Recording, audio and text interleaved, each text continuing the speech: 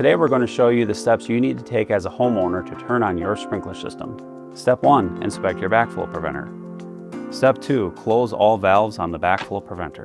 You want to put Teflon tape on that plug prior to putting the plug in, and then tighten that firmly by hand, and then use a wrench to get it nice and stuck. Do not do it overly tight, as that will create a stripping problem. Next up is we go to the valves. Currently the gate valves on the pipes are left at a 45-degree angle. This is left open so in the wintertime any water in there will drain out.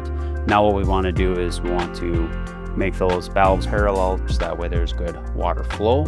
And then after you make those gate valves parallel to the pipe, you want to go to the bleeder valves. You want to make those screws parallel. This will make it so where water no longer can go through those bleeder valves and spray all over the place.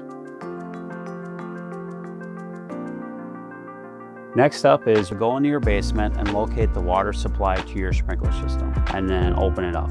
When you open it up, it is very critical that you open it very slowly. After you've completed step 4, your job as a homeowner is done.